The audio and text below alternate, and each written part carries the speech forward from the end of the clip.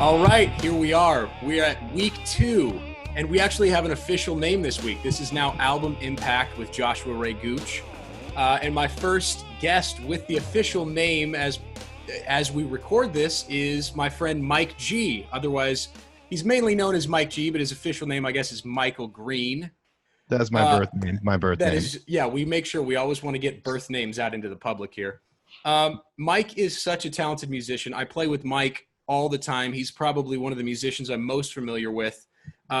Mike is a drummer and singer and songwriter. Mike has sang on records by people like Sia. He was all over the Walk Hard soundtrack. Mm-hmm. He records a lot with Theo Katzman from Wolfpack. Records quite often with Scary Pockets, playing percussion, singing background, singing lead. Mike is just an all-around super talented guy. And one of the people I talk to most about music. I mean, we talk on the phone once every week or two for hours. I think I probably talk on the phone with you more than anybody. And we just talk forever about a million different styles and records. And we're both super nerds for this stuff. And I'm super happy to have you here because I know we're going to have a fun conversation. So is there anything that you want to add to that introduction before we get into the actual records that you picked? Anything that you want to add? Thank you for saying all those nice things, Josh.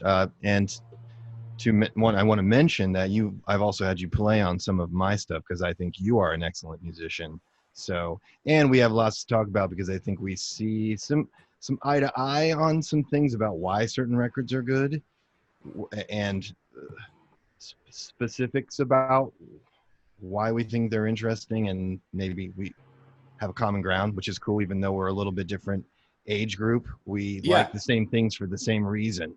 Yes. And I think also we have different interests in some aspects of music that, although, like, for instance, I would say I'm much more of like a metalhead, sure, punk rock guy than you, but you're much more, you're into like a lot of shoegaze and sort of that world that like I know a little bit of, but I'm relatively unfamiliar with. So we can, although there are a million genres we overlap with, there's also stuff where like you bring in influences from bands like Cocteau Twins that I really wasn't that familiar with before meeting you. Sure. So that stuff is really cool. Now let's get into, I should say also that if people want to check out something that Mike and I played on together, we did a collaborative record with Larry Goldings, who's a friend of both of ours, but also, I mean, he's got to be one of the best living keyboard players. The greatest living organ player currently? Is that? I don't think we're out of line by saying that. I know that on top of Larry being a great guy, he's also a musician that both of us look up to. And we did like you did the whole record. I did about half of it, but really cool record with sort of clavinet being the primary instrument that the songs were based around. And I got to play some weird like Jeff Beck, Shuggy Otis kind of guitar stuff. And that's a cool record. So that's on Spotify and all that stuff if people want to check that out. It's called Larry Goldings Presents the Funky Clavinet. And I remember you took a solo and I said, pretend you're Jeff Beck mixed with Shuggy Otis, and you nailed it. Thank you. Got the reference. Well, as soon as you and Larry threw those references out, I was like, oh, well, this is the perfect project because this is my shit right here. Right. All right. So we're going to be talking about two different records. Now, this is what I really love about this podcast. In the first week with Corey, we had a similar juxtaposition of two records that are, I think your records are even further apart than his, but he picked Queen and Night at the Opera, and then he also picked Yngwie Malmsteen's first record, Rising Force. Whoa. But Mike G's he's all over the place here, which is, I love this sort of musical schizophrenia. Mike picked Beach Boys' Friends, and another record that came out the same year, which I don't know if you realize, you picked two records that came out in 1968. Wow. Miles Davis, Nefertiti. I thought Nefertiti came out in 67, but I think you're right. You're right. It was recorded in 67, but was released in January of 68. And both of these are amazing records. And both records that I had heard, I knew Nefertiti better, but Friends, this was sort of the first time I'd really dove into it. And that's actually the first record that we're going to talk about is the Beach Boys' Friends. Now, I don't think a lot of people know this record. They don't. and it has a very strange history, which we'll get into. But before we talk too much about the record, tell me about where this record came into your life, because obviously everybody would guess that the Beach Boys either came into your world via their sort of surf hits from the early 60s where they were considered like America's band, Right. or they came into your world via Pet Sounds, which is sort of looked at as the absolute masterpiece that the Beach Boys put out, along the lines of like Sgt. Pepper's by the Beatles or something like that. So where in the sort of Beach Boys repertoire was this introduced into your world, and what time in your life was it introduced? So I had moved to Long Beach with a friend. This was 2000, and everything got screwed up when 9/11 hit. But before then, we were living in Long Beach at a cheap place. And my friend Brian is also a music nerd and has hit me to so much music over the years that I did not know, like Ozark Mountain Daredevil records. I did not know any of the other cuts. The list goes on. He's like, well, you like the Beach Boys, you know Friends, 2020, Surf's Up, Sunflower. No. So he threw that on in 2000, and I lost my mind. I'd never heard anything like it. And I always had a thing for the Beach Boys harmonies and some of the chords. It was like, wow, that's not a typical chord to put in there. And that was earlier stuff. Maybe the song All Summer Long. I always loved that song. He played me this stuff, and it sounded like they totally expanded on all those unique things that they did, but they weren't trying to please the public. And it just really floored me. I loved all the harmonies. There would be like 13 stacked harmonies on something, and Mike Lowe doing this, and the bottom is just, I lost it. I was also getting stoned a lot back then. Sure. All the Illegally, time. I might say. I might add Completely that to the illegally. conversation. I'm a bad boy. And it just floored me. And he's like, oh yeah, there's 3 or 4 other ones that you might like. And it also just blew my mind. I never heard anything like that. And I could hear the character of could hear the individual writing styles of all the other Beach Boys, like, Al Jardine, Carl, the brother of Dennis, and Brian. Brian. Yeah. And then Mike Love.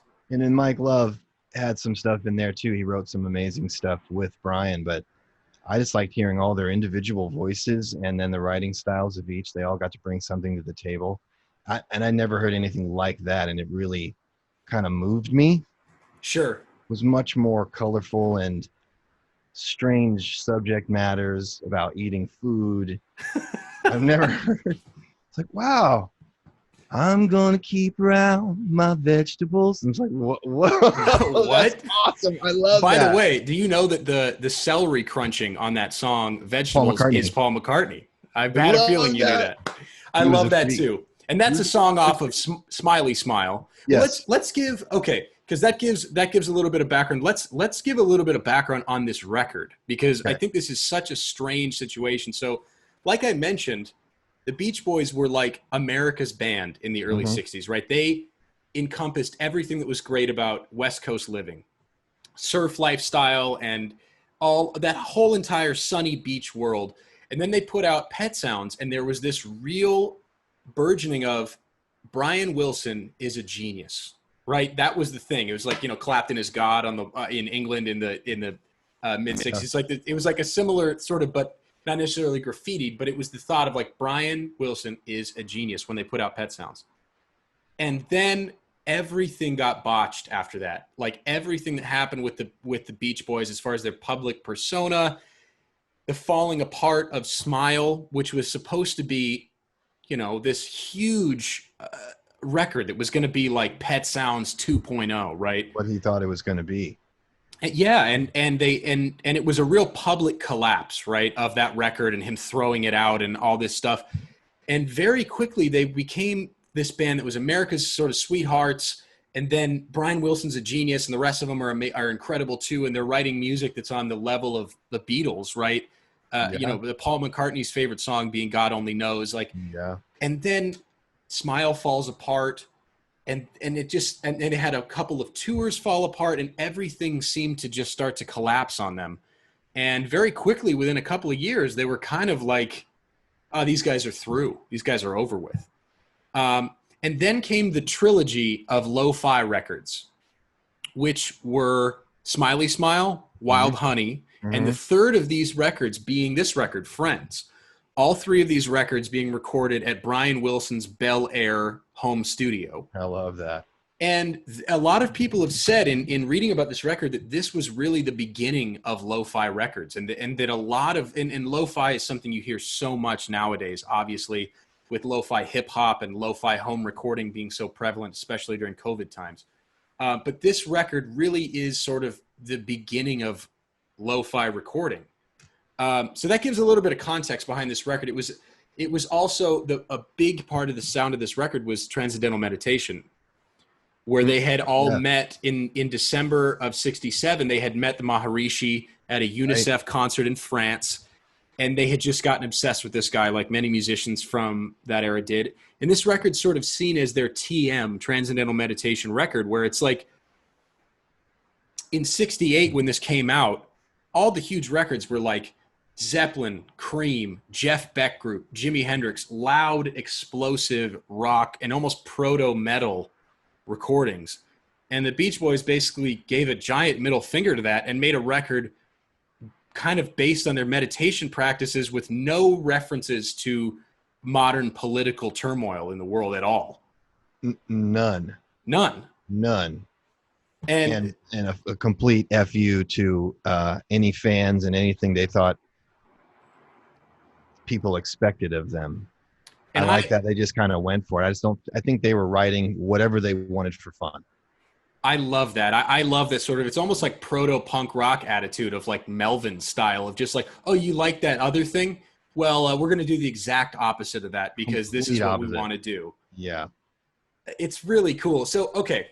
So you had heard Pet Sounds and you'd heard their early stuff. When you heard this record the first time, were you taken aback with the strangeness of the length of songs and sort of like the amount of fade outs that happen? Because it's such a weird, the track listing is so weird and the songs like all fade out and some of them almost feel unfinished, but in a cool way. I almost can't explain it. How do you remember the first time listening to it being like, was that supposed to fade out after a minute and 40 seconds? Like, what is that? It seemed really stream of consciousness, a lot of the writing, and I don't know, some of it through composed, because maybe it doesn't go back to a chorus and there's other sections that happen, or there's a slowdown and then they tape spliced something else on the back end. I love that. But I didn't really, I guess I was stoned again and I'm so interested in hearing something new. Yeah. What and the other things I was listening to at the time kind of were new and strange too. There's some Stereolab was in there and maybe some Slow Dive that I had never heard. So everything Brian put on I thought was incredible. So I was like, oh yeah, it's just some other weird Beach Boys stuff. It's like another section of Pet Sounds. Like they just keep moving forward, but nobody cared about this stuff really at the time, I bet. Exactly. Except nerdy music people. Yeah, well, that's one of the weird things about this record is this is a perfect example of a record that was really, I don't want to say it was panned, because some of the music reviewers were like, this shit is good. Like, this is good. Not everybody was like, this sucks, but this record was the highest it got in the U.S. charts was 126. This is their worst performing record they'd ever put out. I was surprised. If you said 180, I would have been really. But that's one of the cool things about discovering music way after the era is we don't have the stink of what was happening at the time and being stuck in the sort of confined thinking of like what they were supposed to put out and what the expectations were. Exactly. When you found this in 2000, like you were listening, you said you were in Long Beach. I'd imagine you were playing a lot of jazz on drums. Only jazz. That's all I was doing and shedding jazz. Yeah. So you had none of that baggage, right? Like you just heard this record and was like, this is great. You probably weren't like, oh, this is part of their 3-part lo-fi trilogy. You're just like, I like this. And then it sounds like you went from there.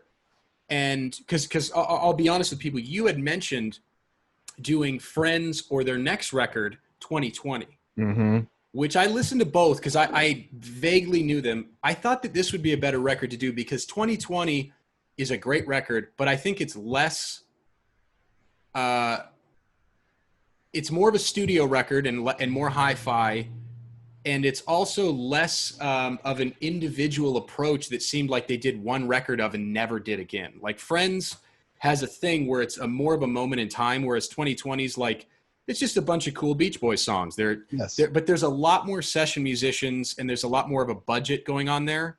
And I thought that Friends was an even cooler look into like what do the Beach Boys do when they're given complete freedom and don't really give a shit what the public says. Totally. Right? Yes. Yeah. And that's why I was like, let's go to Friends, because I felt, and once again, it's not like you were looking at these records in that sense of like, oh, 2020 is one of their high budget. You just like the later Beach Boys stuff, right? Like you like love to death. Okay, and let me ask you this. Why did you not choose the two previous records in this sort of lo-fi trilogy, Smiley Smile and Wild Honey? Why do you prefer this record to those? Or what is it, not that you need to take a crap on those records, but what is it that really Friends has that is completely different even from those two records? I listened to all those, but for some reason, whatever it was, those Friends, 2020, Sunflower, and Surf's Up hit me in this crazy way where the whole time I was in Long Beach, I listened to those every single day and nothing else. I couldn't stop listening to it. And I don't know why that is. I obsess over records. Yeah. Over and over. I'll play one song I like 50 times in a row, and that's all I'll listen to for a whole week. I can't get it out of my mind. Yeah. And all of them move me in some way, and I'll have certain tracks. Aren't You Glad, I think, is on Wild Honey. I love that one. I believe it's on Wild Honey, but something about Friends, the whole record all the way through was so unique. So the next song comes and you're like, whoa, it's a whole new journey. There's so many different genres on this record. There's like bossa nova type stuff. There's weird Hawaiian lap steel. I mean, I took some notes on some of the instruments that they use in this record because there's so much weird, strange stuff. There's obviously horns on songs.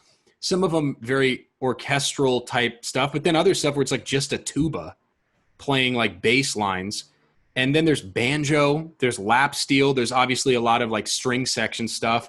There's all sorts of weird organs and harpsichords. And there's a harmonica in the background of one of the songs. There's a lot of found objects they use for percussion. There's ukulele, sure. There's glockenspiel. Yeah. It's so all over the place. And you could tell they were just like, hey, let's try a harmonica here. And it ended up working. And I read, it was a little difficult because there's not a lot of info on this record in comparison to something like Pet Sounds. Or even a record like Smile, where it's like, it wasn't even released and there's more info on that than there was on this.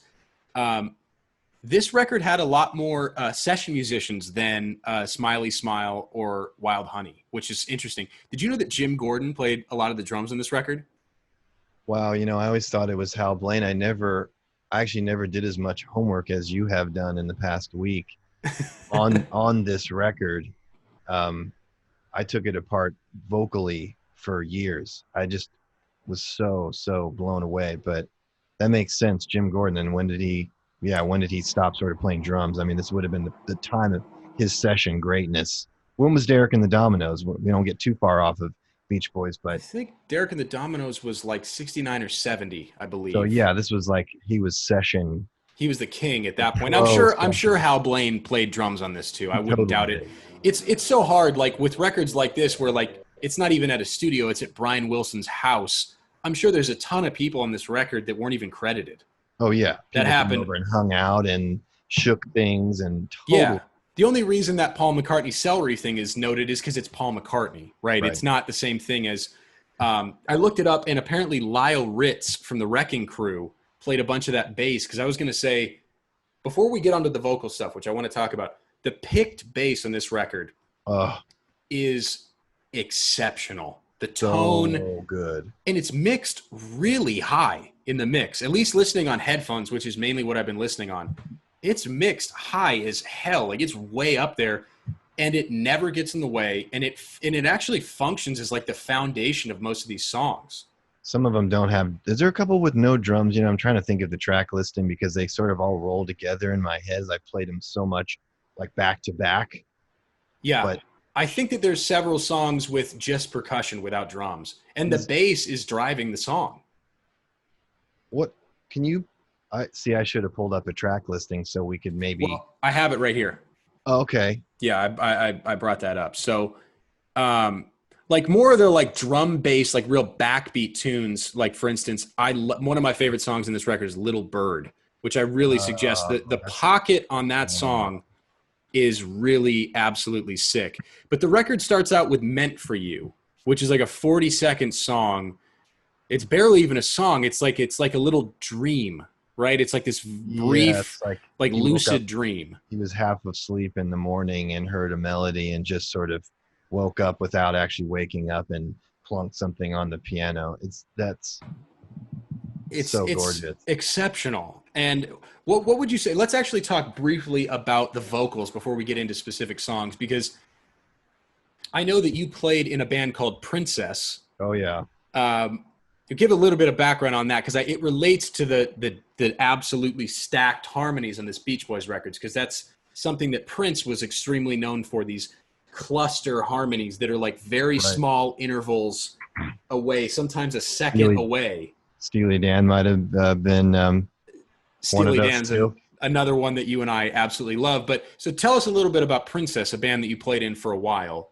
Uh, That was a Prince cover band with Maya Rudolph and Gretchen Lieberum, and that was my window into learning.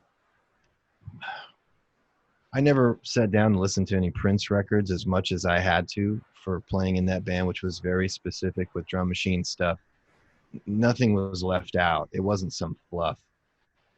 And I took apart some of his records, especially just like 1990. Wow, man.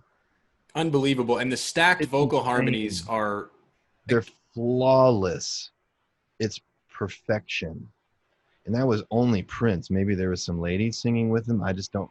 I think he had Wendy and Lisa sing with him, but everything he did was par excellence.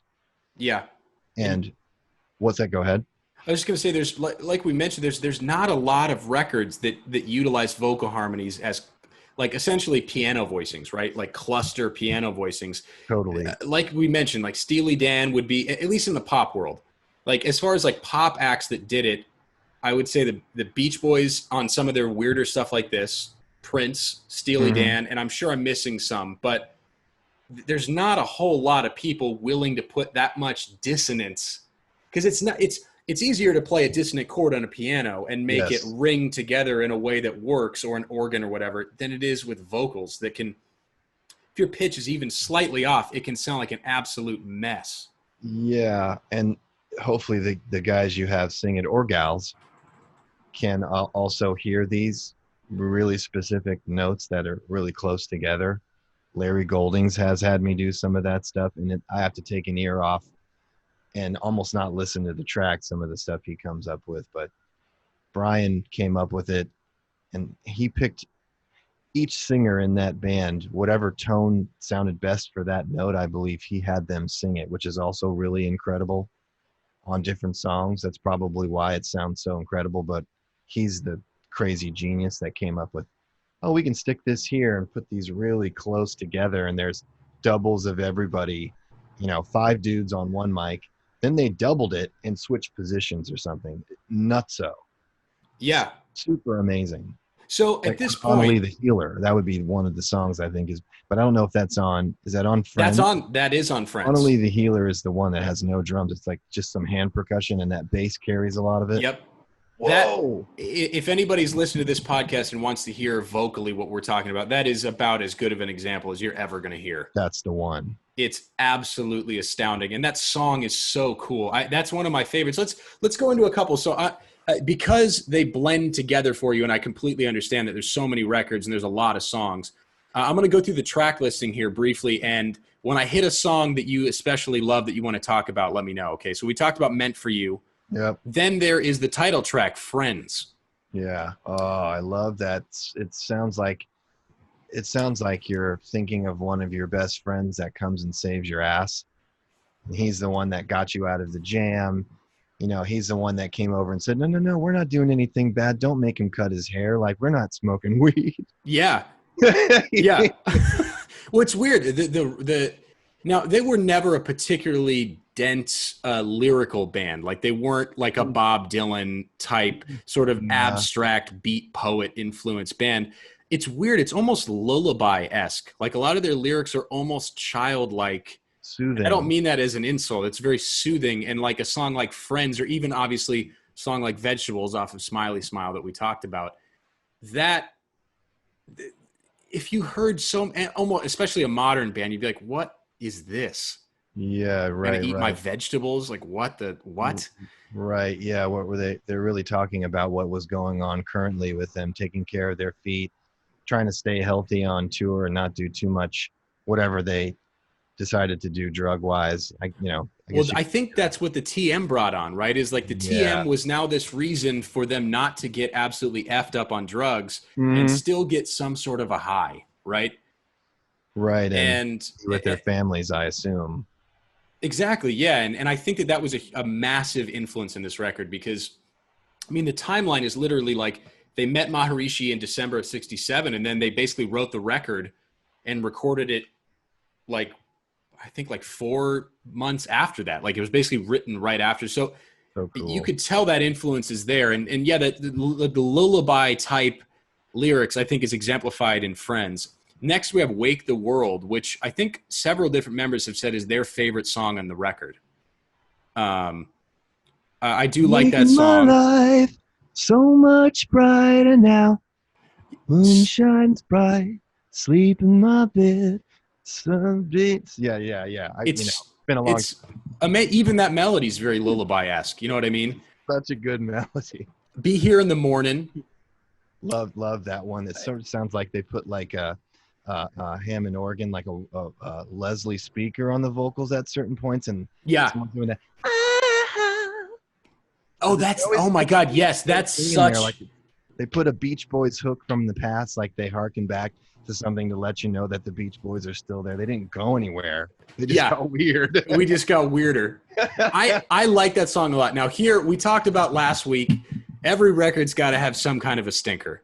And we talked about with the Queen record, I'm in love with Oh my boy, car the Beach was, Boys have a couple of those, my friend. oh, definitely. And I think when a man needs a woman is, in my opinion, the biggest stinker on this record. Funny It's, subject matter, but I like that it's real nasally singing, yeah, and it sounds like someone's holding their nose. I don't know. I just love all they're like, doesn't matter. Were you super hungover? Doesn't matter. Like, this is your song. We're putting it on. yeah. And I actually love that. And I still love all those, even though some are sillier than others. And I don't understand how there's some weird ones on Carl and the Passions too. Like, really? Yeah, Y'all put this on here? it's insane. Like, and, you know, I was talking about this with Corey the previous week that it's so funny. There's less of that sort of weird tongue-in-cheek humor on these Beach Boys records than there maybe are on some of the British records, like the Beatles stuff and Queen and stuff like that. Or Queen didn't have a ton of that, but they definitely had some. Beatles had a ton of it. These sort of weird, sort of throwaway, almost like humor type songs. Not humor, that sounds incredibly odd, but like, you know, in attempt at being sort of humorous and tongue-in-cheek, it's weird that the record labels were just like, yeah, put it on. Well, then maybe they had to have a certain time limit or time thing on the songs. There had to be 78 minutes or whatever it was. And I think they just, well, we have 10 songs and okay, we'll put it on because contractually you have to release this one with so many minutes and you have to have another one in the next 8 months or whatever they Well, had to do. that's another point about this record. This record is less than 26 minutes long, They're the all like entirety of it. 2 minute songs, right? I'm looking at the track listing. It's like 38 seconds, 2.5 minutes, a minute and a half, 2 minutes and 17. It's like they're incredibly short. And like I said, there's a lot of weird sort of fade outs. What would you say are some bands later on that you could hear the influence possibly of this specific era of the Beach Boys? The High Llamas. Now, I Huge. don't The know High them. Llamas, yeah, maybe you wouldn't. They were on the same level, same label as Broadcast, Stereolab, and a couple other bands. I don't know the label, but around that same time, and High Llamas, I think the record Hawaii, they took a ton from these records, and it's actually really cool. Their sort of how they expanded on the things that they liked, and maybe some XTC too, but way more sophisticated. Sure. Probably in the 80s, Andy Partridge's take on the Beatles and the Beach Boys and his expansion on that, and maybe some Pink Floyd in there, but highly sophisticated in a different way. Yeah. Way crazier and way more epic and cinematic. So, okay, so if a listener listens to this podcast and they go and listen to friends and they're like, I love this, what would be your three recommendations of records to listen to? Including you could rename the ones you just named. If you were to give three records of something for somebody else to investigate after realizing that they really love this record. Oh wow, I would say check the the four records that happened afterwards. I would definitely say I think you can get the CDs and they come in a pack of two, so it would be Friends in 2020 because they were so short. And then Yeah. they put some B-sides which are really cool, man. Friends 2020, Sunflower, Surf's Up. And then if you want to go a step further, depending on if you were like a an alternative kid in the 90s or like I was, I discovered bands along the way, and there's probably some more that have more vocal stuff happening, but definitely this High Llamas stuff. I don't know who played it for me, and I just was kind of blown away. I sort of like the playfulness of the Beach Boys records, and then I found High Llamas, but I was also checking out other stuff on the label that Stereolab had. So Broadcast, some Stereolab records that were real specific around that time for me. Cobra Phases and the band played Electric into the Milky Night. I think I said that right. And Okay. Sound Dust were the two Stereolab records. And they actually had some of that stuff going on, but not as much as High Llamas, especially the record Hawaii. If Okay. anybody's a Beach Boys fan out there and you want to get a little weirder, pick up the High Llamas record Hawaii. Think you'll like it. I'm going to check it out because I think maybe you had mentioned that to me in passing, but I take Mike's record recommendations very seriously. You've turned me on to a bunch of cool jazz records and a bunch of just kind of stuff all over the place. But I take your stuff very seriously. And I think of anybody I know as far as like vocal harmonies that you hear them dense vocal harmonies better than anybody else I know. And I take your Wow. recommendation very seriously on that. I know Thanks, man. you and Laura Mace are the two people that when I hear you guys understanding the way that dense vocal harmonies are, I'm just like, dude, this is some next level stuff. You and Laura together are very special. If people don't know, Laura Mace is an incredible singer. She sings with the Foo Fighters, has her own solo career, and is just an absolutely incredible singer and a friend of both of ours. And sang on that Larry record. And I will say, I mean, there's in our little music scene or big, however you want to look at it, there's a bunch of amazing people. Laura really can hear everything I think up and just immediately sing with all the inflections that I like. And she's really intuitive about harmony stuff. So, Yeah, and also so is Theo Katzman, but so is Joey Dosick, so is Rachel Mazer. All yeah. these people that we love, these amazing instrumentalist singer people. So, I had to Yeah. shout them out. No, I think that's a good move. I think all of those are all people I know as well, and really really appreciate. I think it's also I spend a lot of time making music with you, so I really get a sort of view into the mind of Mike G. And I can tell before we wrap this part of the talking about this record, I can hear the vocal inflection and the harmonic um, curiosity from this record in your singing, because I think For that sure.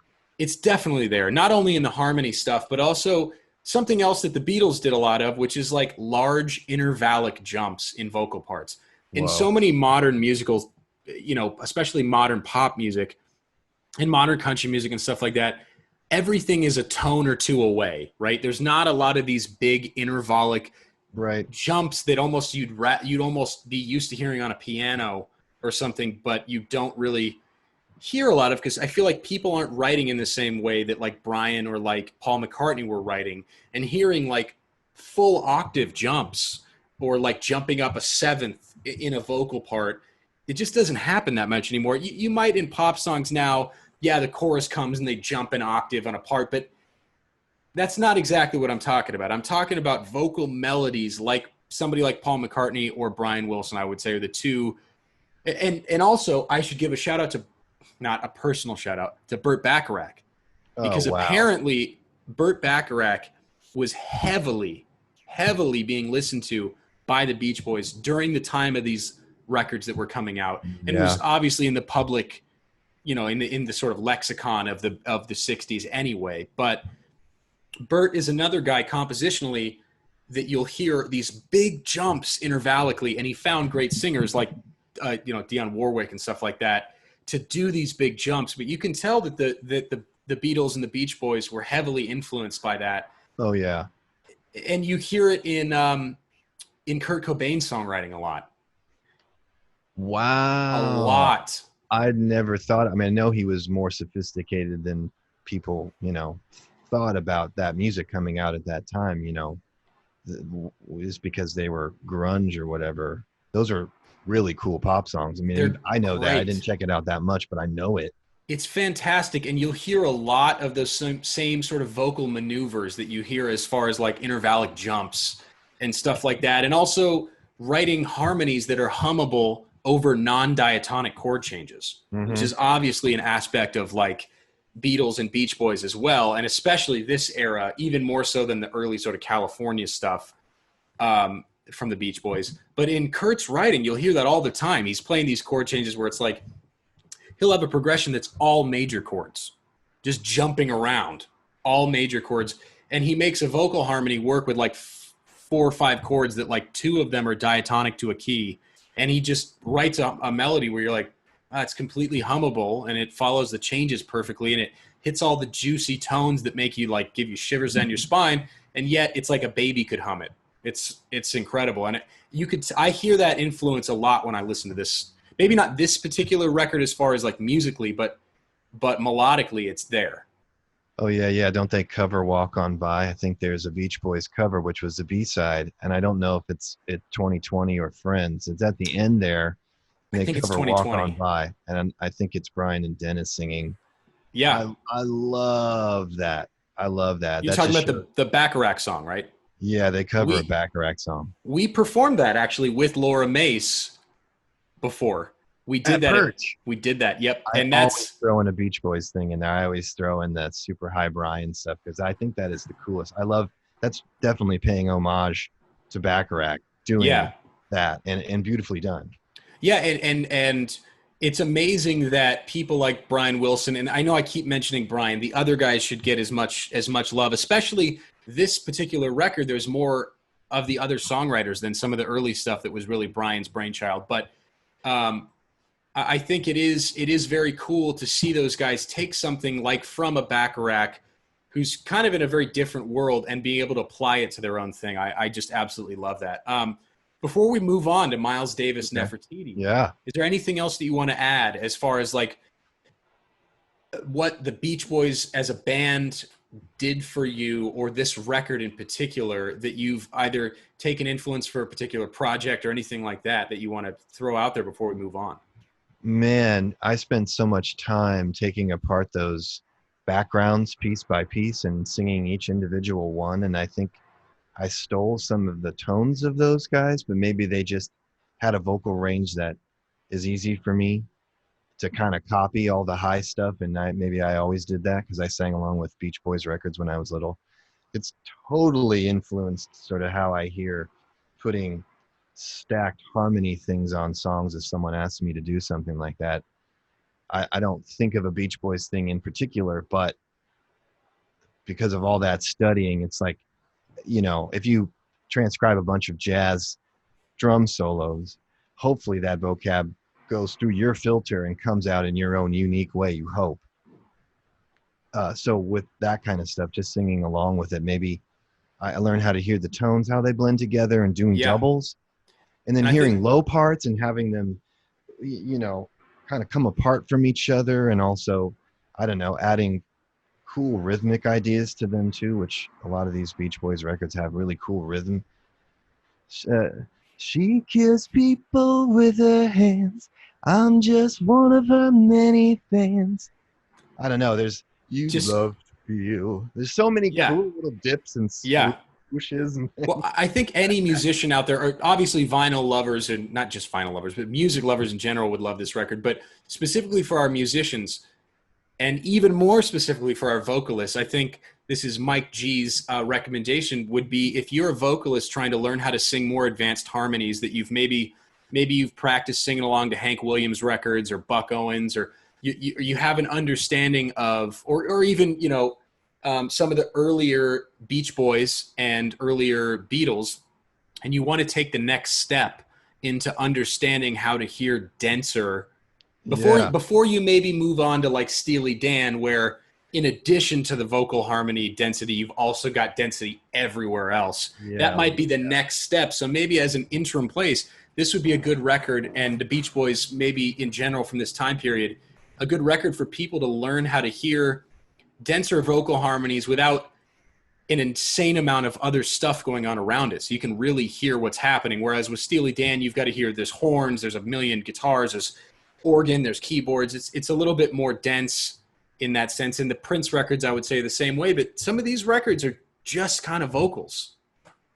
a lot of vocals. I guess if someone said, "Hey, how do you hear all that stuff?" or I would just take each individual one apart bit by bit, and that really helped me with my being more intuitive of like, oh, it sounds like this harmony is going to be there.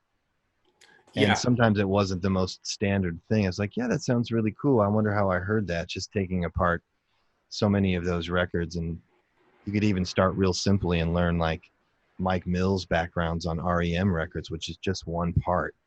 But sure. Yeah. definitely being able to hear that stuff and going, oh, it sounds like it's supposed to be there is a really great start intuitively.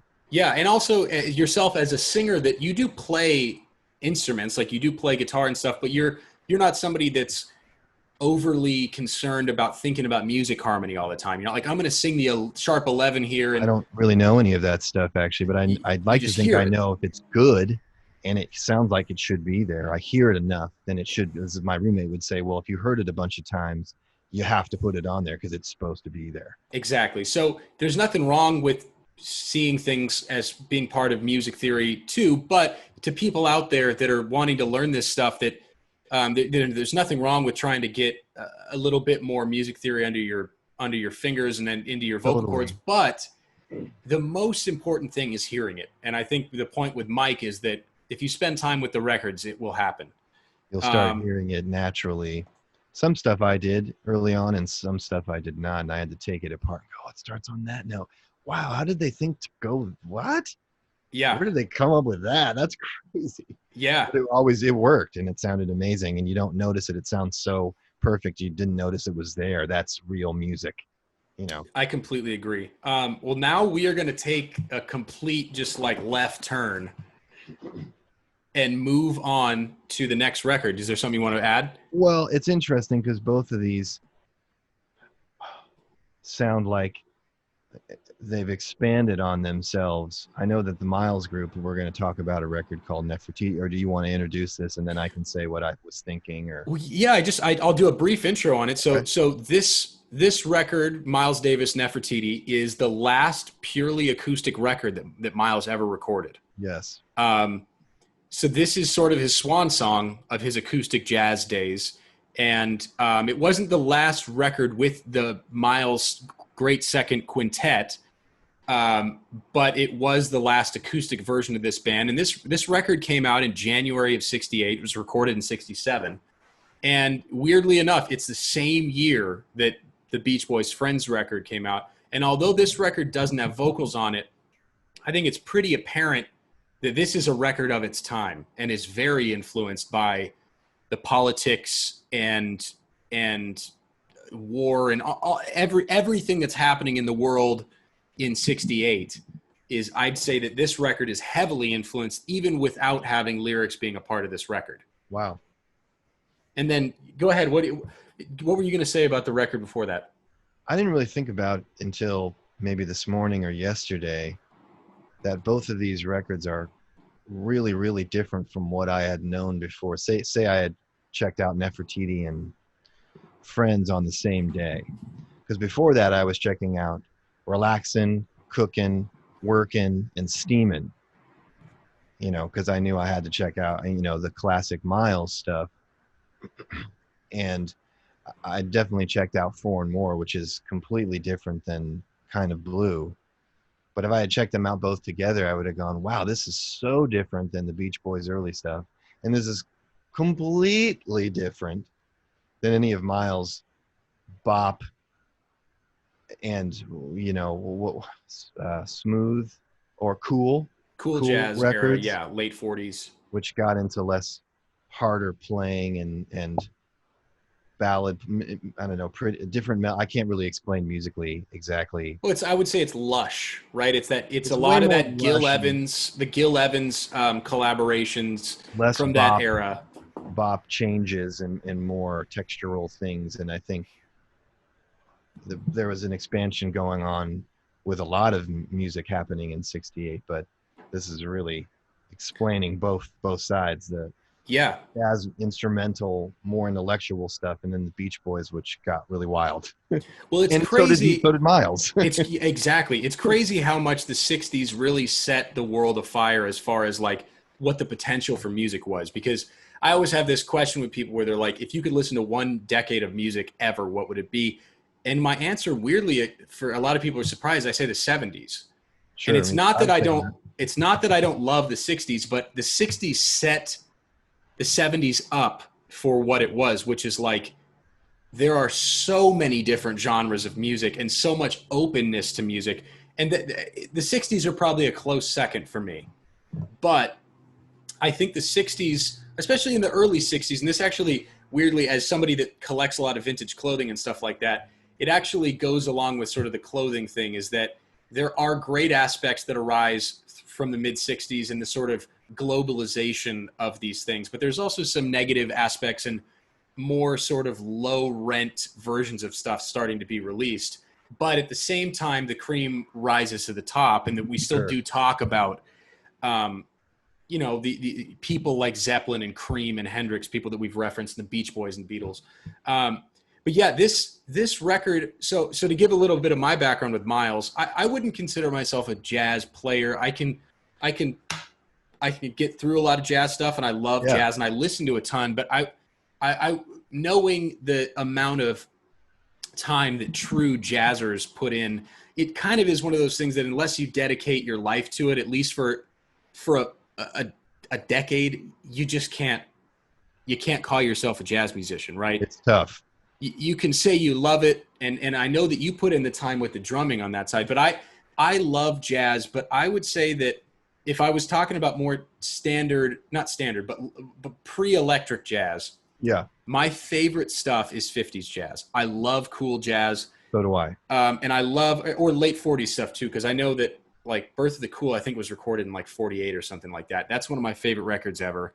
I love the late 50s Bill Evans records. Totally. I love the late 50s Miles stuff. I would say that just like you said, relaxing and cooking and all that stuff, that's and even the 50s Monk, that's my favorite Monk.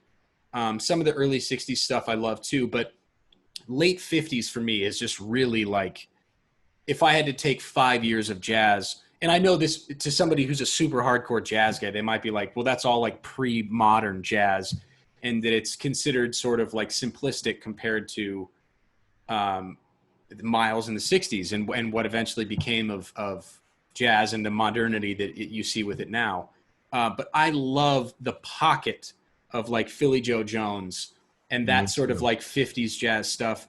And that's probably, being that I'm a jazz lover, not a player, I just love hearing the pocket playing of Art Blakey and Philly Joe Jones and Wynton Kelly and Wes and Grant Green and all these cats.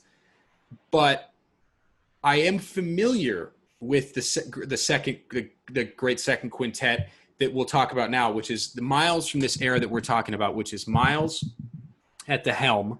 And then we've got Wayne Shorter, who is essentially the primary songwriter of this era.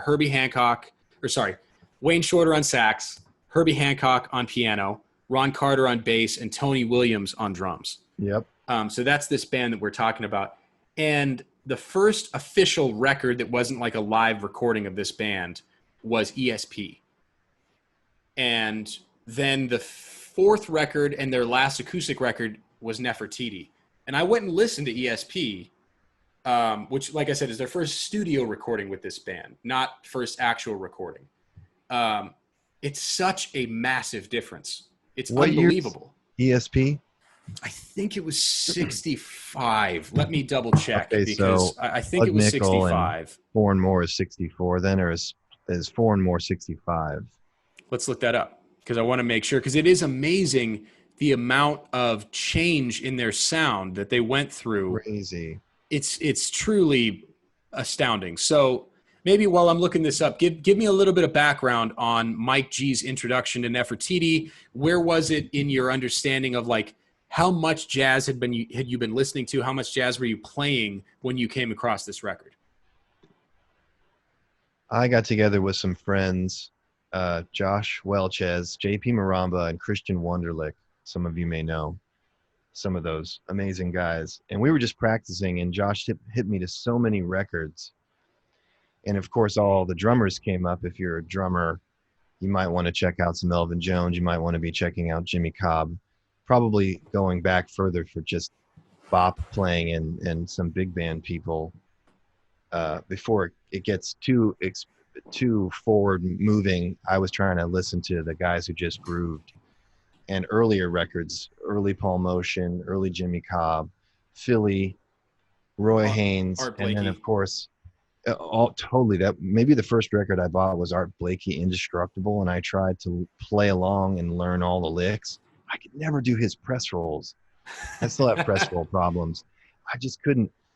But I was working on my cymbal beat, and then of course, since it's already 20, 30 years in the future, 40 years in the future at that time, Tony Williams, Jack DeJohnette, and everything. So I just picked up everything that Tony was on, everything that I could find with Paul Motion. I love Paul Motion. That's my favorite guy, probably. Anything. So Sam Rivers record with Tony, 4 and More, obviously, because that was live. Sam Rivers Tony was pre-Miles, right? It was pre-Miles. 15 or 16 years old, I think. 62 or 63 is the Sam Rivers record. Wow. Tony sounds unbelievable. I mean, he's literally 15 or 16. He's like 15. It's completely insane that he was that really young. It's really insane. So whatever I could afford, I just went out and bought as many CDs as possible, and they were Miles records with Tony. And then that one came up, but I didn't really know that it wasn't jazz, traditional jazz, like the Miles records, like Cookin', Relaxin'.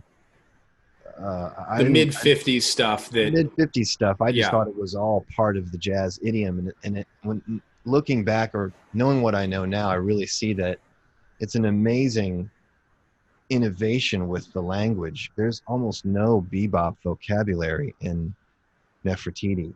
Almost none. Tony plays zero bop vocabulary. Zero.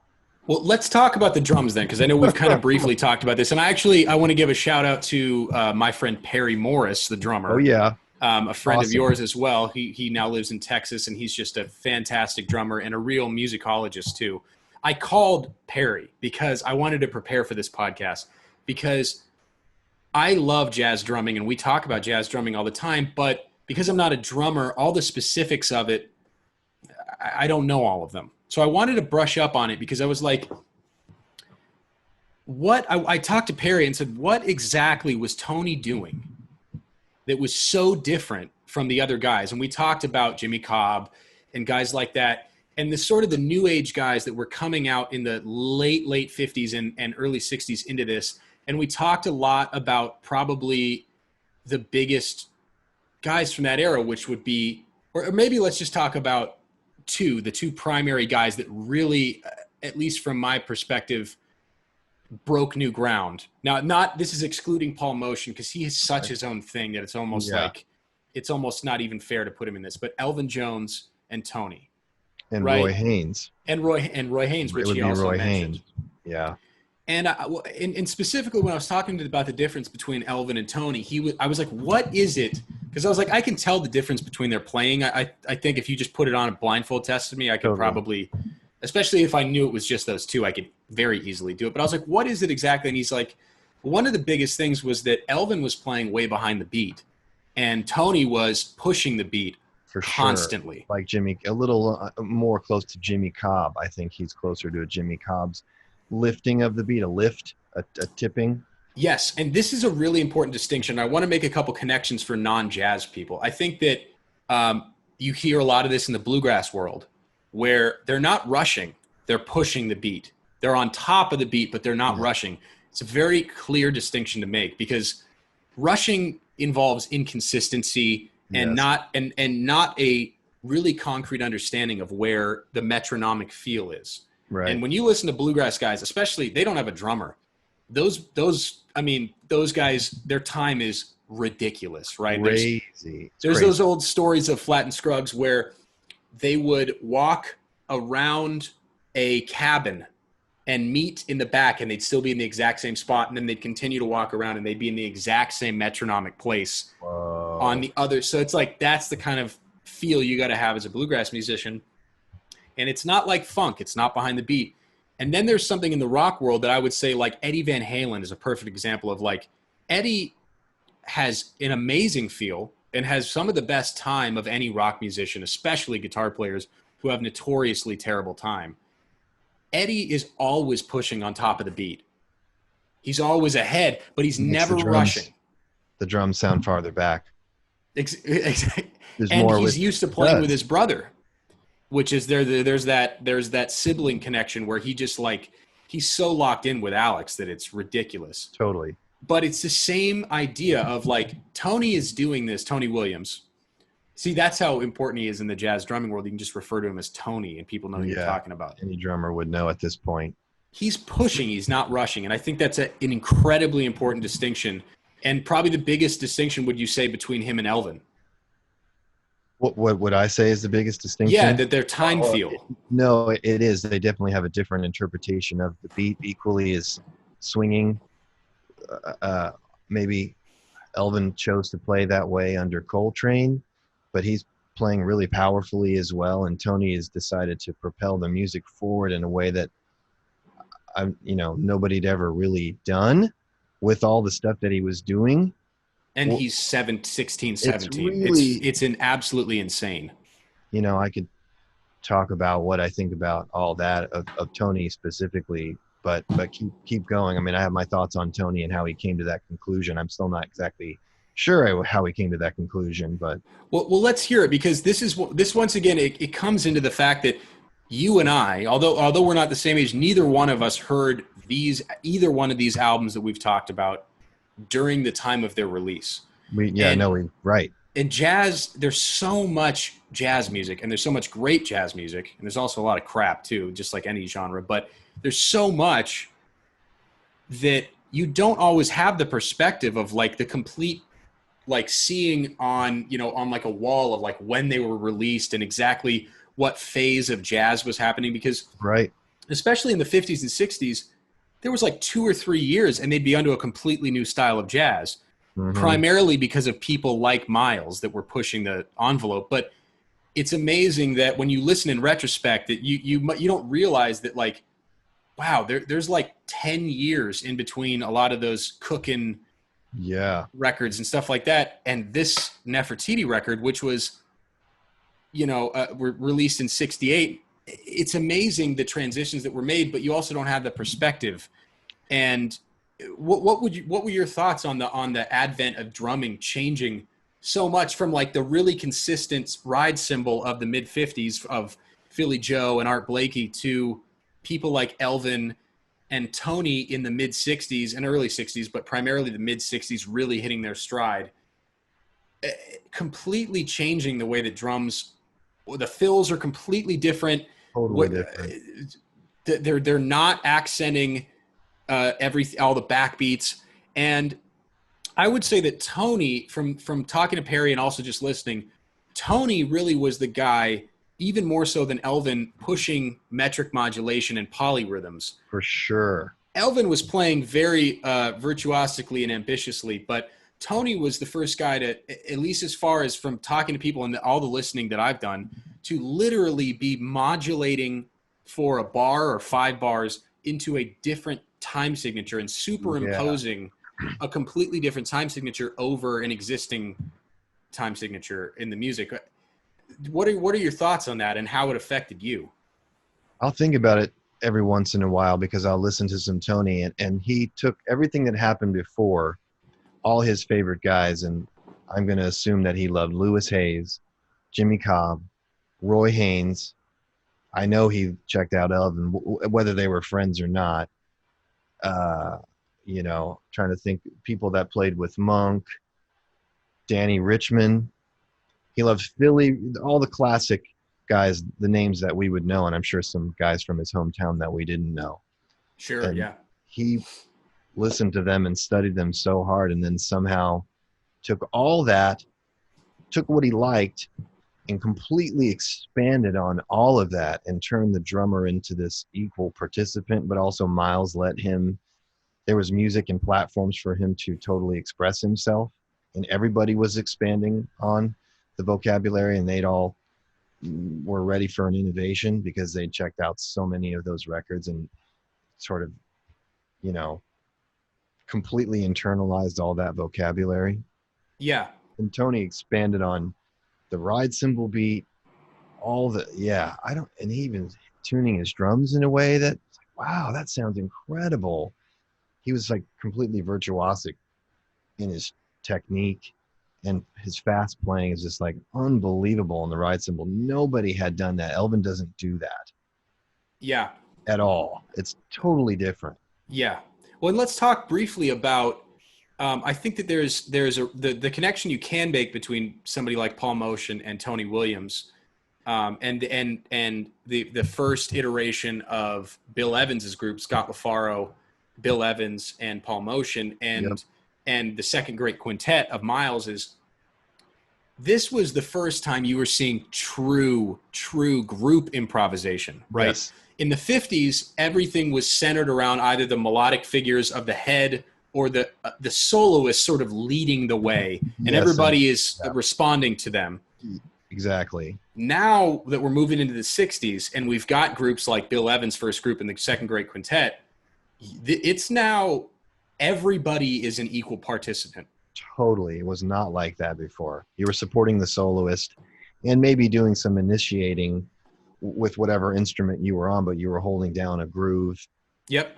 Well, let's talk about the title track because this is the perfect example of this, where it flips the traditional. It's not necessarily full group improv in that sense, but it flips the traditional way of sort of jazz function on its head, where Totally does. Nefertiti is the same horn figure played The whole time, and Tony goes off.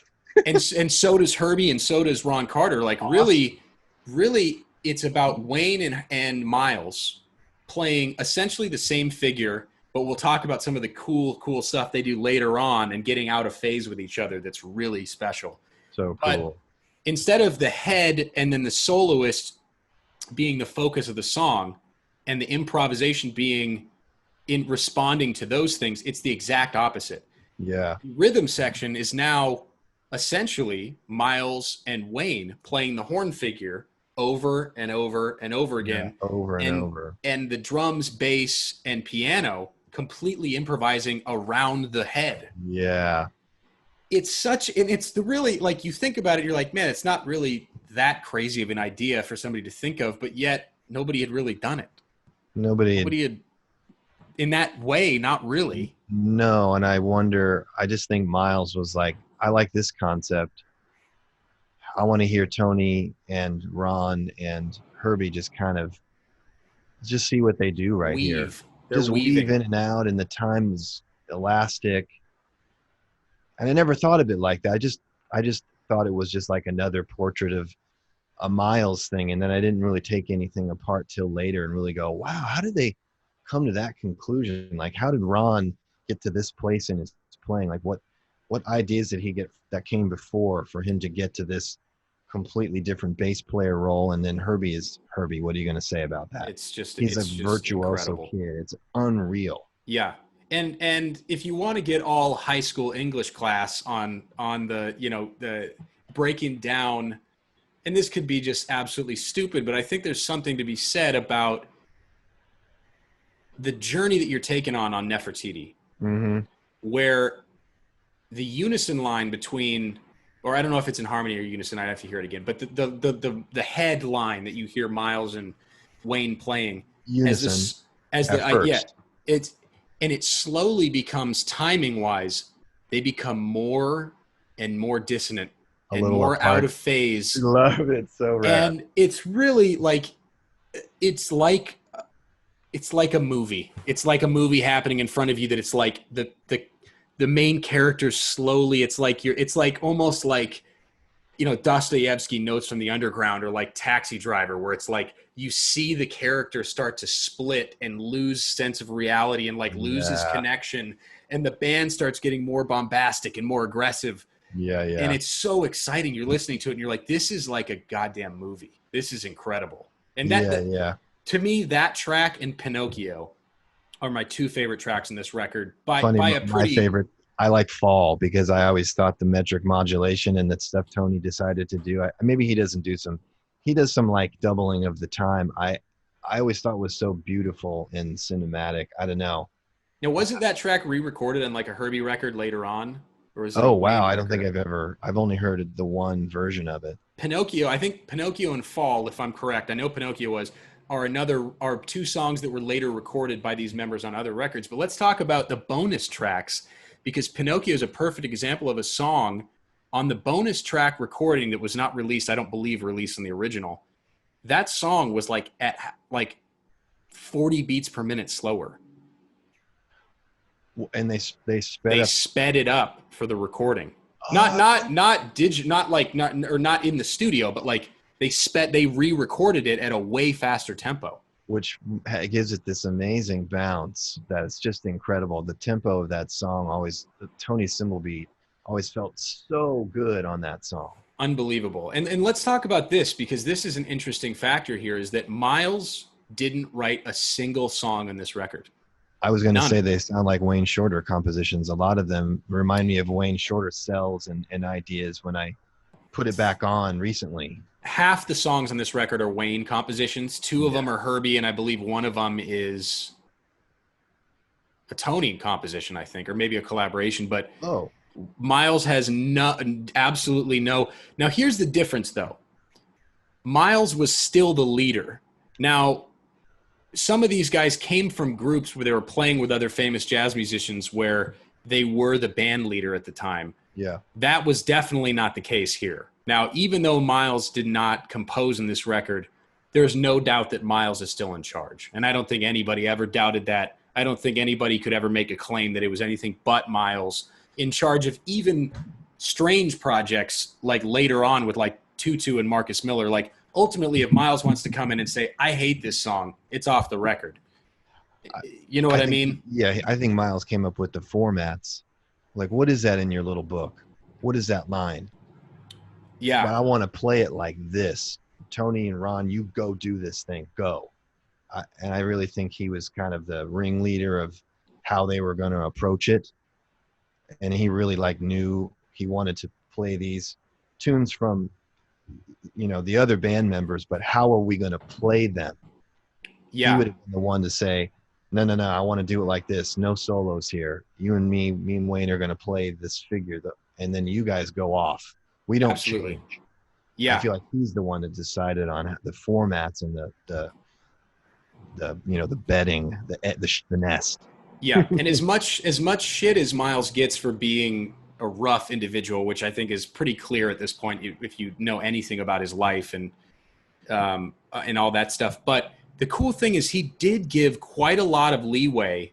I mean, especially when you listen to the live recordings of this era, you could legitimately say that you think Tony Williams is the band leader, because Tony Williams in the live setting is really the one dictating a lot of where things are going. Now, obviously, Wayne was so Miles is ultimately the decider. Wayne's the primary composer, but it certainly feels live like Tony is the one being like, this is where we're going. And Miles was smart enough.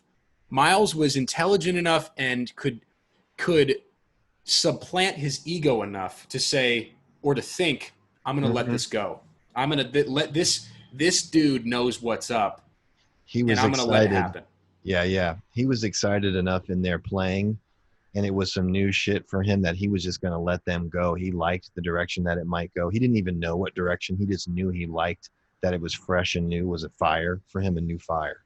And I think he also always felt some sort of credit, no matter what, for what these guys do, because he's the one that sort of groomed them and found them and put this group together. So For no matter sure. what they do, it's a representation of Miles because he's the one that sort of put it together. Without him, it wouldn't have happened. For sure.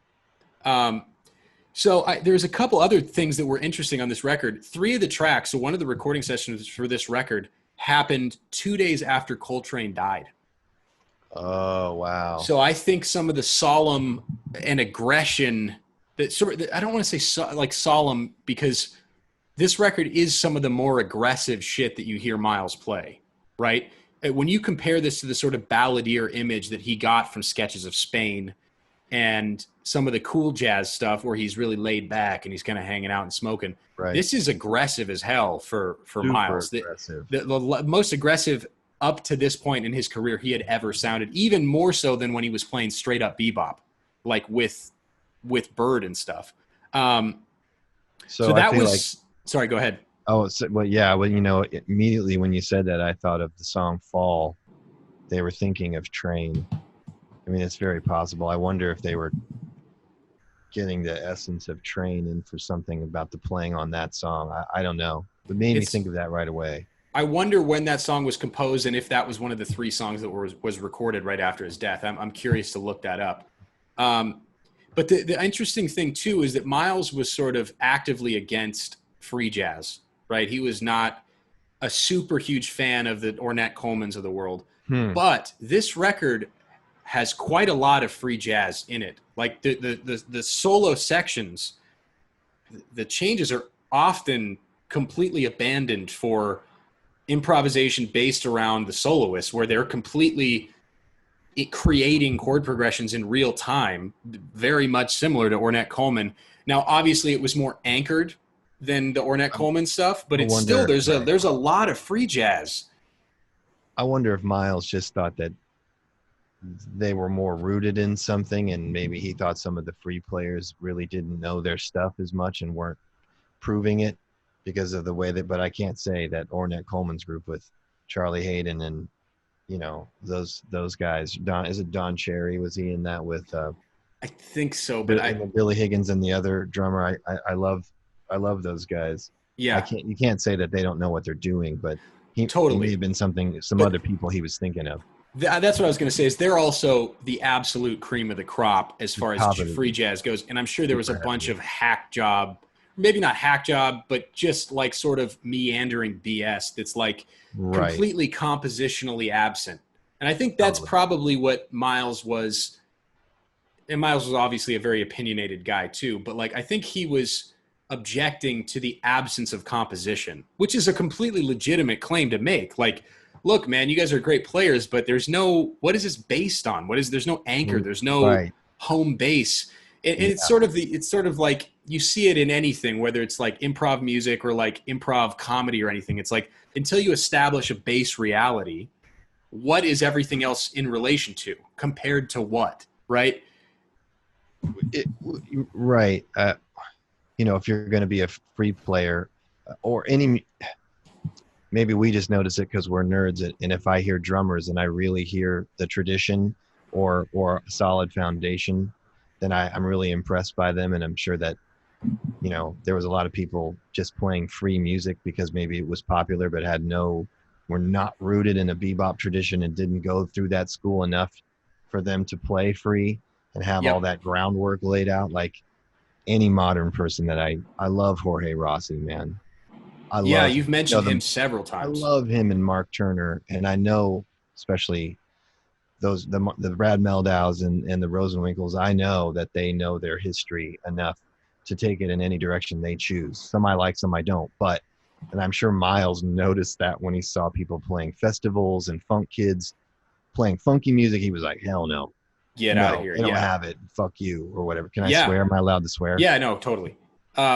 Yeah, I think that that's definitely it. You could tell that he also, not that free jazz, this is sort of a weird connection, but free jazz is clearly not a place to make money. But you see it in other aspects of jazz where it's like with smooth jazz, if you look at some of the 70s smooth jazz stuff like Benson, if you even want to call it smooth jazz, some of it is super hip. And it's all Really is. about where is your mindset and your intention and your actual like legitimacy as a virtuoso or a real player on your instrument. Like I listened to Weekend in LA by Benson. I'm like, dude, this kicks ass. Oh, he's Some super of it, legit. some of it, if you heard a glimpse of it, you might be like, what's this smooth track? Like, what is this? No, he's for real. It's for real. And there's plenty of guys from that era where it's like, you could hear it out of context and be like, is this like smooth jazz, kind of like BS, like that eventually we're so used to shitting on, right? Right. This sort of like dentist's office jazz. But you can do that music legitimately if you know how to do it, right? And there's certain guys who just can make it work. And it's like, I think Ornette Coleman's a perfect example of like, Ornette really was the Miles Davis of free jazz. He knew the right guys to pick. He knew the right way to sort of set up a situation to let people go off, and it didn't just become mush and trash. Totally. Well, I mean, when I'm thinking of the record, "This Is Our Music." Is that an Ornette Coleman record that has Charlie Hayden? Or if we're still on that topic, I believe so. I will say my Ornette Coleman knowledge is definitely not as deep as Miles. Yeah, it's not as deep for me either. So, but the stuff that I've heard, and there's several friends of ours who have been like, "Yo, you gotta." The first guy around town who I hope to eventually have on here is our mutual friend Rich Hinman. oh yeah, Who's an unbelievable pedal steel player and guitar player. Of course, he's killer on guitar too. But I remember when I first started really getting heavy into a lot of jazz stuff, he was like, dude, there's two things you need to check out that often get overlooked. And one of them is people always harp on Coltrane, and Bird has kind of been forgotten in modern day as far as his like melodicism. And he's like, go listen to this. And then the other stuff, he was like, go listen to Ornette Coleman and listen to the best stuff. And that like the spontaneity is just incredible. And those stuck in my mind. Yeah. yeah. It's playful, and I know some of that because I like those drummers, and I was interested to hear what sort of their take on it was. It's cool. It's exploring, and it gave me ideas to put into even some traditional stuff, or just, oh wow, they went into that. That's cool that he played that on the toms, or like, oh, they do go back to the melody here. They do know what the heck they're doing. Yeah. And it sounds like it seems like Miles from ESP to Nefertiti. So I think in between there, we've got ESP, Miles Smiles, Sorcerer, Yeah. and then Nefertiti. Now, I'm not counting live records. I'm just counting studio albums. Every record gradually grew on top of the other, and it became more and more out and dissonant and aggressive, which were not words that you would have described Miles with in the 50s at all. No, at not all. that aggressive, and not even for jazz that came before, not that aggressive, even if it was Art Blakey. Like, that's a really aggressive. It's hard. And Nefertiti is noticeably more aggressive, dissonant, and tumultuous, more so than ESP. And there's only or not even, there's 3 years in between them, right? Wow, 165, and then these were technically recorded, I think, in the middle of the year in 67. So, I mean, there really wasn't that much time, but the growth shown there and the ability of Miles to surrender to the choices that he made for the second great quintet of who he chose, and being like, these guys are being they're becoming more influenced by free jazz. Yeah. And Tony is on this totally different tip. Totally. And I mean, there are literally tracks in this album where he is moving in between like a bunch of African drum beats, like literal, I forget which track it is, but there's one track. What is the track where he's literally moving in and out? It's pretty unbelievable. Let me bring that up because I was listening to it and trying to pick out what was happening, and I could kind of make it out, but as a non-drummer, I was definitely not like, oh, I know exactly what's happening. Can you play an excerpt? I don't think, I'm still working on figuring that out with the YouTube algorithm and all that stuff. I got to talk to some other, just like with the lighting and stuff for me, I'm going to be making increases in quality with each week that comes along. Now I can't find exactly where it is, but um, Well, I is it really think Madness? It might be Madness. I can't that's remember, but Tony is involving all these sort of like metric modulations in between like African drum beats and swing and 4/4, and it's all over the place. And the fact that Miles was willing to let that happen, I think, is so much.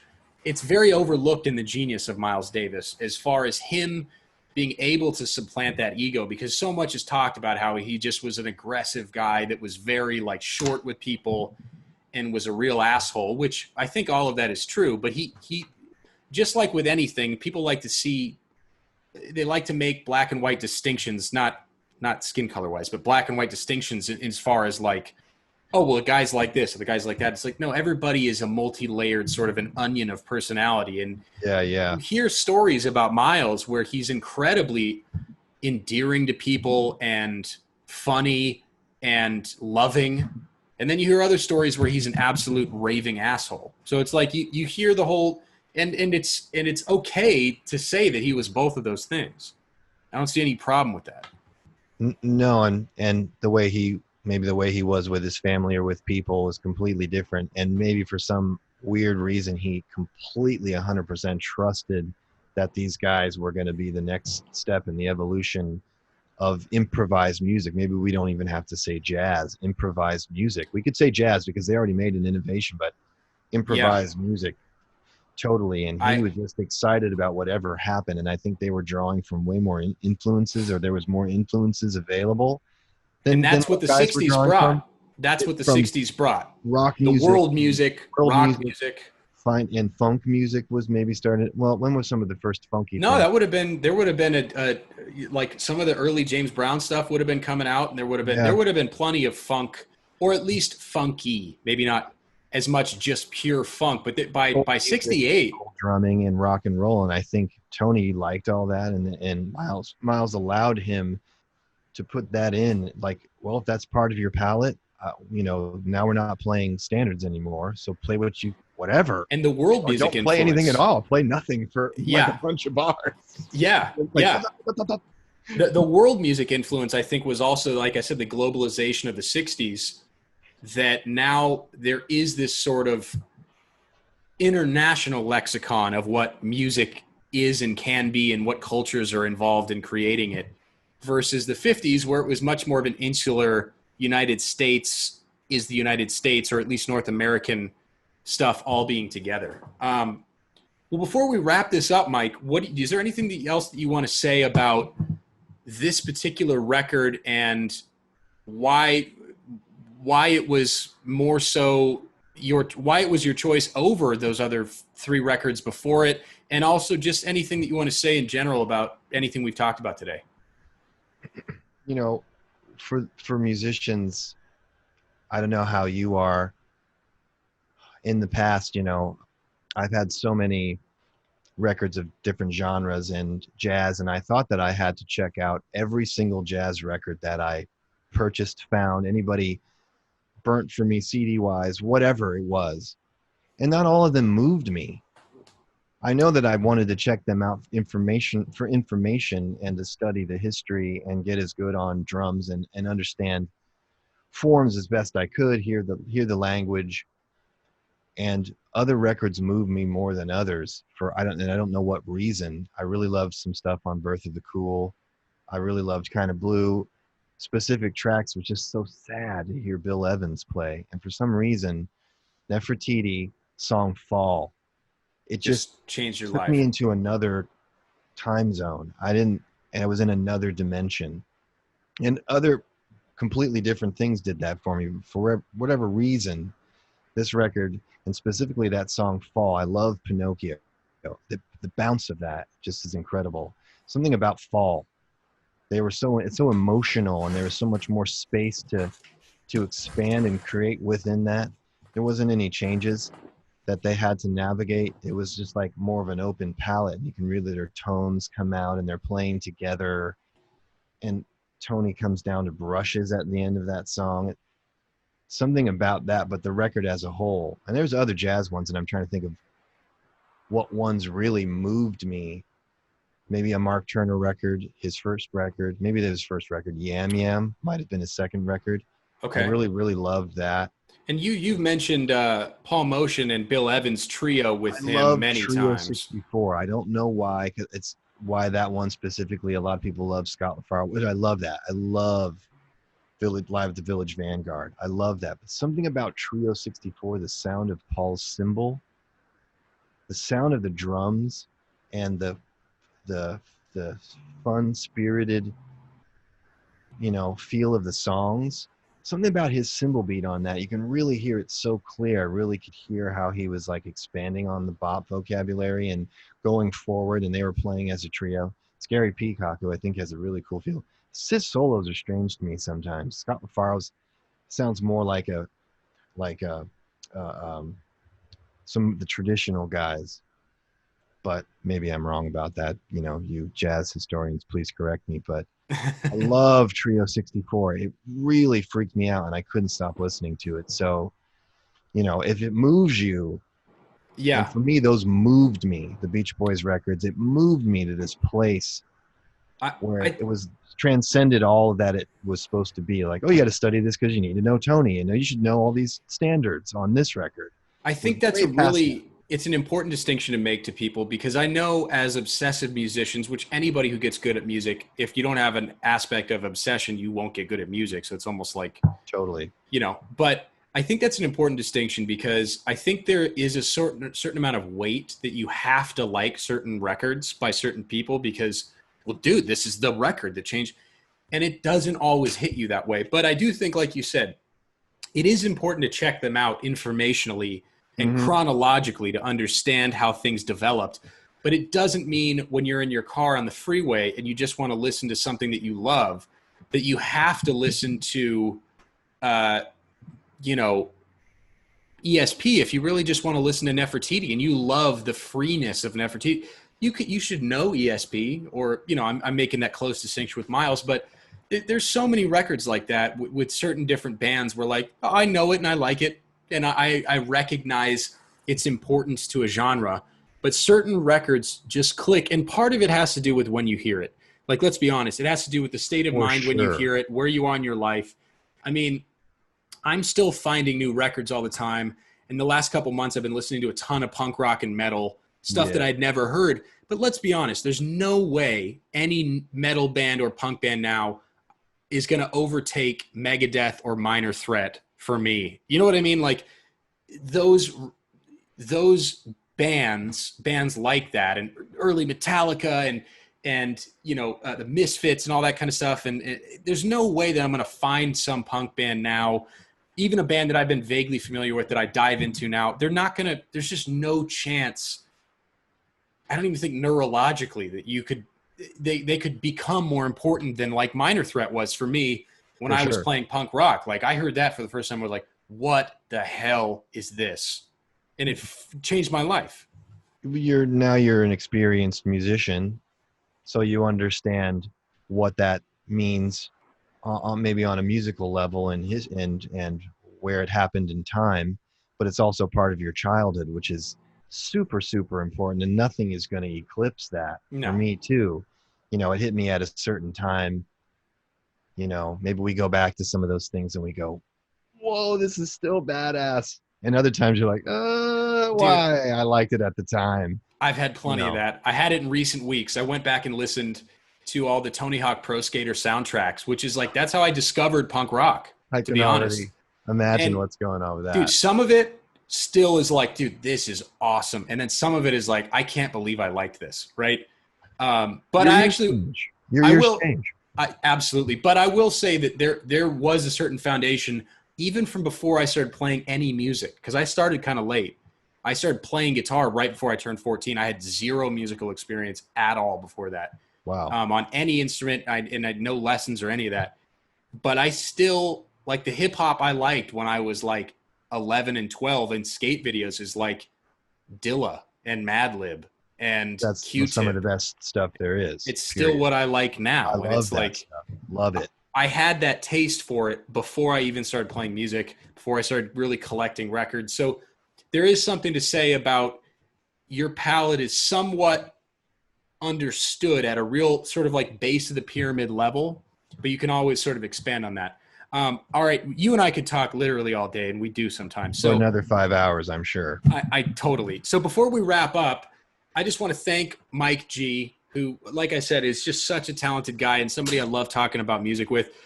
Mike, where can people find you? I know that you're in a lot of the Scary Pockets videos. Like I mentioned, you're singing backgrounds, playing percussion, you're singing lead. But what is your social media where people can find you, and maybe some records that you've done that people could check out? So I think go to my Instagram. I also have a SoundCloud page that's happening. It's Mike, is that an underscore? G Yes. underscore songs. Mike underscore G underscore songs. There's also a link to it in on my Instagram page, which is I'll include these links in the podcast as well, in the show notes. What would you? So if you want to check something out that I've been on, I really love the Walk Hard soundtrack. I think that's really cool. And for you super nerds out there, if you remember Fred Armisen's The Blue Jean Committee, that was Fred Armisen and Bill Hader. I sang all the backgrounds with John Spiker of Tenacious D and Petra Hayden of the daughter of the famous jazz bass player, Charlie Hayden. Mm-hmm. But I think there's some really, really cool collabs I did with a bunch of people. The Larry Goldings record is on there. Larry Goldings Presents the Funky Clavinet. And then a bunch of co-writes I did with some friends. So if you want to hear some other stuff that I've done, many different genres, check out my SoundCloud and go to my Instagram page and say hello. Mike, there's no better way to wrap the show up than that. You're the best, man. And I'm so glad that you're willing to do this with me. And I love the absolute other sides of the world these two records are on. And yet they came out in the same year, and there's a lot of connections there. And some it also funny parallels, a little bit of parallels. Yeah. Not a ton, but some. And I think it also, it really speaks to your voraciousness for finding new music and incorporating different genres. So I want to say thank you to my guest, Mike G. This has been Album Impact with Joshua Ray Gooch. And I'm so happy to be doing this, man. Thanks for being guest number 2. Thanks for having me. Stay on the line and we'll wrap up. But thank you to everybody. And we'll be back next week. Thank you so much. Peace.